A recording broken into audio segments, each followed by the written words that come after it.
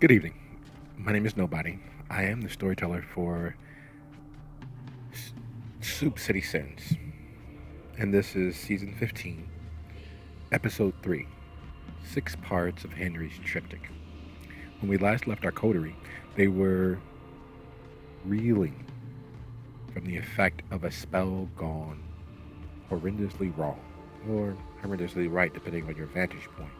Sophia's efforts to steal, borrow, interrupt, and otherwise stop the attunement of Don Wojciech Castiglione to the St. Jerome's parish domain was successful, partially due while Sophia was outside crafting her spell, reaching into oblivion to affect all of the swirling energies of Don Wojciech's attunement.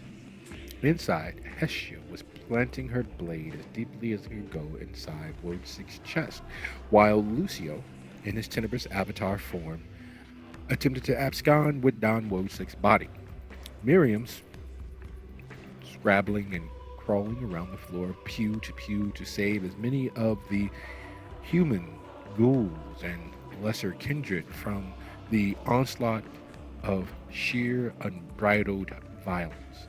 The army of thin blood, known as Children of Dusk, led by Forcipulus,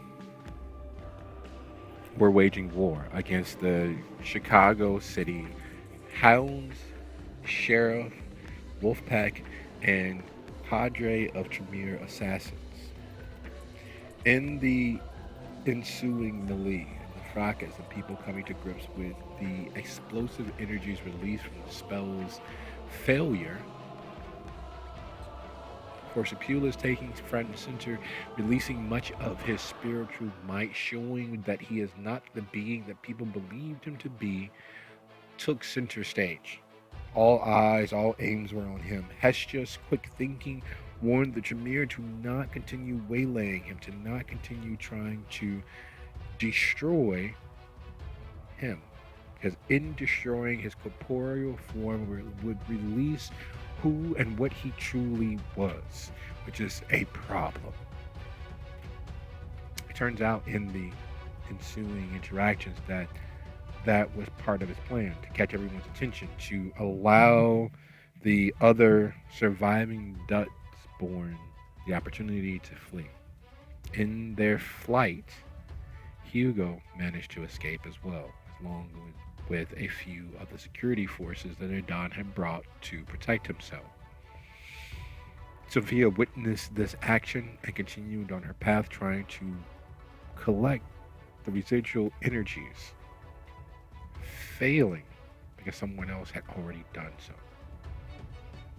As Forcipulus finally leaves, is allowed to leave by the gathered might of the Hounds, the Sheriff, and the Tremere, they turn on themselves.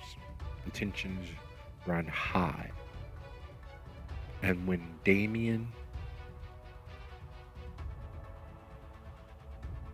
gives Hestia one night to flee because there's no way that he can protect her after watching her snatch victory from the jaws of defeat, she responds in kind. She meets force with force, and he snaps. He stakes Vivi, the wanted criminal, and the battle is once more joined.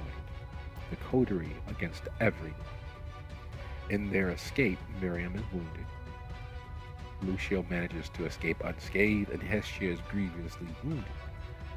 Their flight from Kindred Justice is aided by Meyer's sacrifice, being staked, taking the attack, and focusing all attention on himself in murdering and assassinating members of the gathered force. In doing so, the coterie is able to escape back to their shelter. Sophia is able to escape back to her haven. And the night progresses. Sophia meeting with Hugo, finding out that Hugo is in fact Mama Cass. The shelter, the other members, Lucio, Miriam, Hestia, heading to Northwestern Hospital to say goodbye to Lucio's mother and father, find that they have been mind raped, their memories of him erased. A gift from Don Woodsick left for him, a box containing the lodestone. And as the coterie reels from the results of their decisions and actions, heading to Dalton to take sanctuary with Urzuli, we draw to a close.